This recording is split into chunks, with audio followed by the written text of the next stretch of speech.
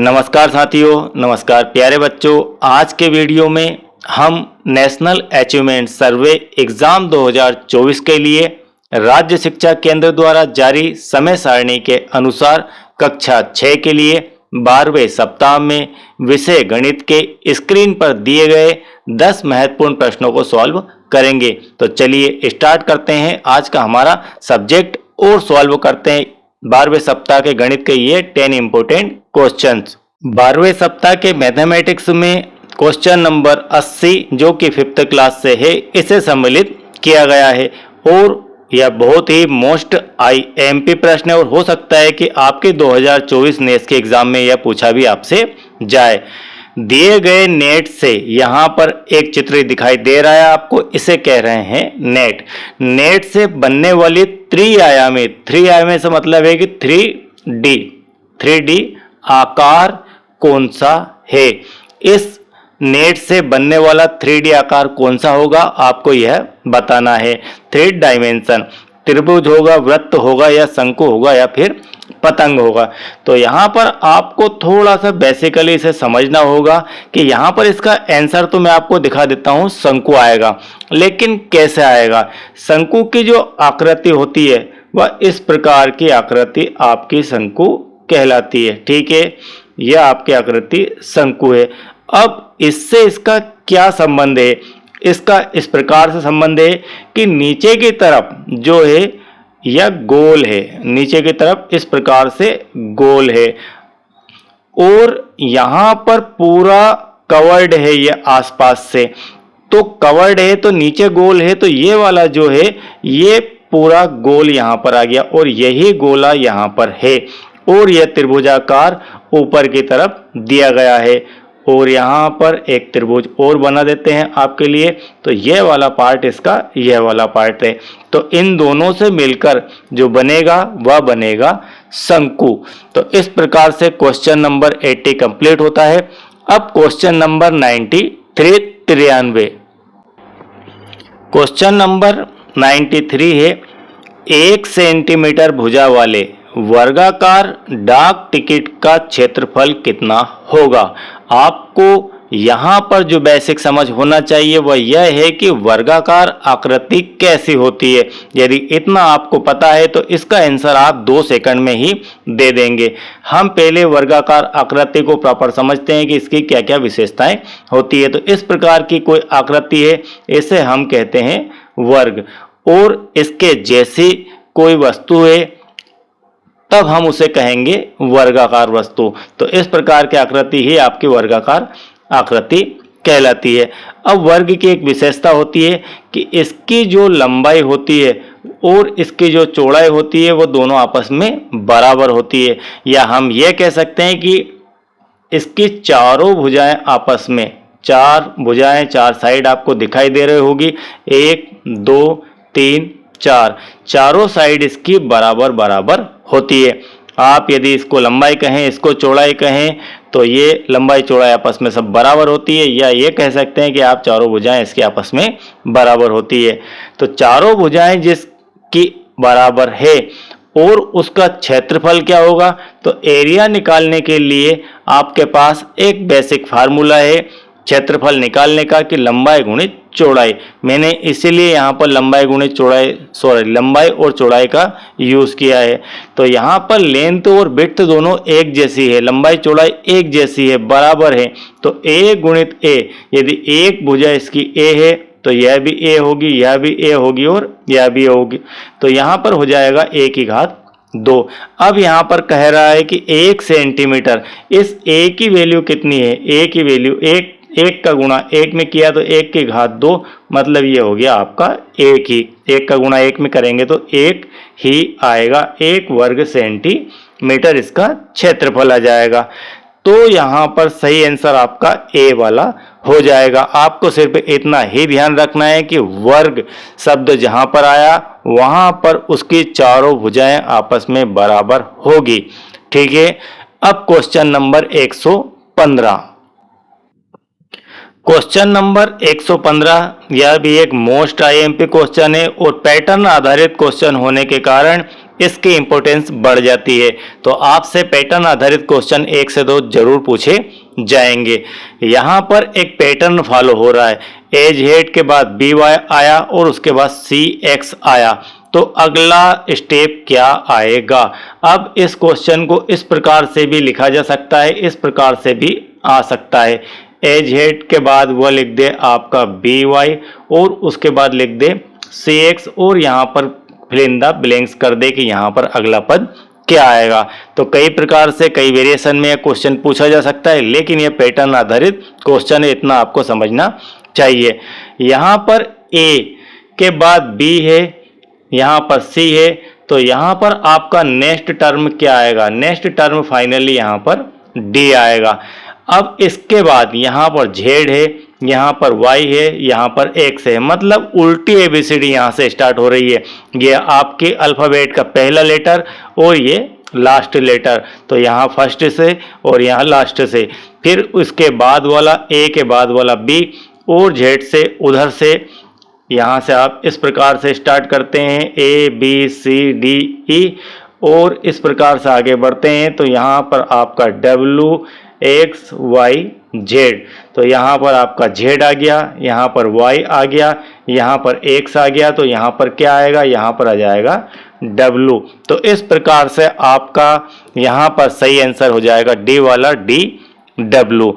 अब इसके बाद क्वेश्चन नंबर 121। क्वेश्चन नंबर 121 है, निम्न में से कौन सी वस्तु घनाभाकार नहीं है। आपको दिए गए ऑप्शनों में देखना है कि कौन से वस्तु का आकार घनाभ के आकार का नहीं है।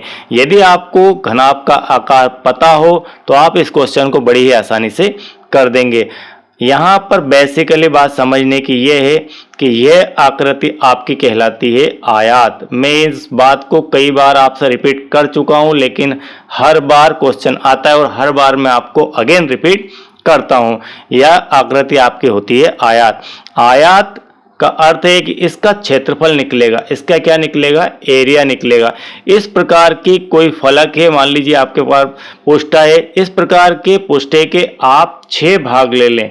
कितने भाग ले लें, इस प्रकार से 6 भाग, 6 पार्ट ले लें और उन्हें आप ऐड कर दें। तो ऐड करने के बाद उसको बनाने के बाद जो आकृति बनेगी वह आपकी आकृति कहलाएगी घनाभाकार। अब घनाभाकार आकृति आपकी इस प्रकार की होगी। जब आप 6 फलकों को आपस में जोड़ देंगे तो यह इस प्रकार की 3D आकृति आपको दिखाई दे जाएगी। घर में आपने खाली पूड़े देखे होंगे, बक्से देखे होंगे, कुछ इस प्रकार की आकृति होती है, इसमें 6 फलक आपको दिखाई दे रही है। अब आपको यहाँ पर आंसर में से देख कर बताना है कि नहीं है। ठीक है, कौन सा ऑप्शन का आकार इससे मैच नहीं होता है। गणित की पुस्तक आपकी इस प्रकार से ही दिखाई देती है। इसकी लंबाई चौड़ाई अलग हो सकती है, लेकिन उसका आकार लगभग इसके जैसा है। ईंट जो है वह भी इसके जैसी ही दिखाई देती है। नेक्स्ट ऑप्शन है आपके मिठाई का जो डब्बा है वह भी घनाभ के आकार का ही होता है। यहाँ पर सही आंसर आपका आ जाएगा पानी की बाल्टी। पानी की जो बाल्टी होती है वह इस प्रकार की होती है, यह आपकी पानी की बाल्टी है। ठीक है, यह जो पानी की बाल्टी है यह जो है आकृति इसकी अगर कहें तो हम शंक्वाकार आकृति होती है, यह अर्ध शंकु की आकृति होती है। इसको नीचे की तरफ यहाँ पर इस प्रकार से बढ़ा दें तो ये उल्टा शंकु आपका बन जाएगा। तो पानी की बाल्टी के बारे में यदि आपसे पूछा जाए कि पानी की बाल्टी किसके आकार जैसी होती है तो यहाँ पर यह शंकु आकार होती है। तो बात पूछी जा रही है हमसे किस आकार की, कि घनाभ के आकार की नहीं है, वह हमें छांटना है। तो ऑप्शन डी आपका यहाँ पर राइट हो जाएगा। अब इसके बाद क्वेश्चन नंबर 133। प्रश्न नंबर 133 है, यह भी आपका मोस्ट आईएमपी क्वेश्चन है, एक मेज की ऊपरी सतह का क्षेत्रफल 600 वर्ग सेंटीमीटर है। यदि मेज की लंबाई 30 सेंटीमीटर है तो उसकी चौड़ाई कितनी होगी, यह आपको बताना है। इसे भी आप आकृति के आधार पर ही समझेंगे। पहले आपको समझना होगा कि मेज कैसी होती है। ये आपके घर में जो पढ़ने की टेबल होती है उसी को हम मेज कहते हैं। वह इस प्रकार की आपकी बनी होती है। क्वेश्चन जितना बेहतर आपको समझ में आएगा उतना बेहतर ही आप उसे आंसर के करीब ले जा पाएंगे। तो यहाँ पर कहा जा रहा है कि इसका जो ऊपर का सतह है, ऊपर का सतह से अर्थ है कि ये जो इसे आप कहते हैं पटला, ठीक है, पटला भी कहते हैं सामान्य भाषा में। तो ऊपर का जो यहाँ पर बोर्ड लगा हुआ है इसका क्षेत्रफल कितना दिया है, इसका एरिया दिया है 600 वर्ग सेंटीमीटर। अब कहा जा रहा है कि मेज की लंबाई 30 सेंटीमीटर है। तो यहाँ पर हम इसे अब बिल्कुल सेपरेट यहाँ पर चित्र में बना लेते हैं। ये आपका इसका एरिया है 600 वर्ग सेंटीमीटर। इसकी जो लेंथ है यह वाली, यह दी गई है 30 सेंटीमीटर। तो आपके यहाँ पर जो विड्थ है उसे ज्ञात करना है, चौड़ाई आपको ज्ञात करना है, ठीक है। अब ये जो पटला है ये कौन सा आकार का है, यह आकार का है आपका आयत, ठीक है। कौन सा आकार है, आयताकार है। मेज का जो पटला है ऊपर का वह आयताकार होता है। तो इसमें जो सूत्र लगेगा वह आयत का लगेगा। हम जानते हैं कि आयत का क्षेत्रफल, आयत का क्षेत्रफल होता है लंबाई गुणित चौड़ाई। क्षेत्रफल कितना दिया है 600, तो क्षेत्रफल की जगह आप रख देंगे 600। लंबाई आपकी यहाँ पर 30 है, ये b। तो अब 600 में आप 30 का भाग लगा देंगे तो आपकी b आ जाएगी, मतलब आपकी चौड़ाई आ जाएगी। तो यहाँ पर 0 से 0, 3 से ये 2 बार और 0। तो b की जो वैल्यू है, b का जो मान है वह 20 सेंटीमीटर आ जाएगा। तो इस प्रकार से आप इस प्रकार के सवालों को सॉल्व कर सकते हैं जब सॉल्व होंगे, जबकि आपको पूरी तरह से क्वेश्चन में दिए गए वर्ड्स की जानकारी होगी। मेज क्या होती है, मेज की ऊपरी सतह किस आकार की होती है, क्षेत्रफल का सूत्र क्या होता है, ये सारी चीजें आपको पता होना चाहिए। अब इसके बाद क्वेश्चन नंबर 3 6th क्लास के मैथमेटिक्स से। क्वेश्चन नंबर 3 है, किसी राज्य में वर्ष 2000 से लेकर 2001 में 6,40,000 कारें बेची गई। इसको आप नोट भी कर सकते हैं। 2000 से लेकर 2001 के बीच में कितनी कारें बेची गई, 6,40,000, ठीक। अब आगे बढ़ते हैं, वर्ष 2001 से 2002 में, अब है 2001 से लेकर 2002 में बेची गई कारों की संख्या 7,50,999 थी। तो इसमें 7,50,999। एक बात तो क्लियर है कि इस साल से इस साल में कारों की बिक्री में बढ़त हुई है।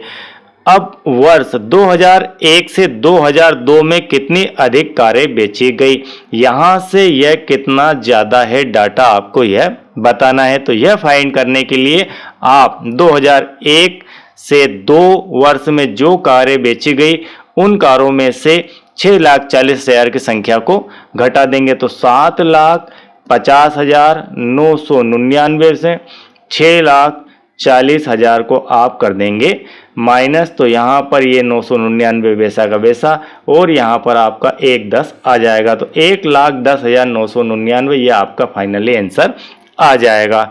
अब बढ़ते हैं नेक्स्ट क्वेश्चन पर 33 पर।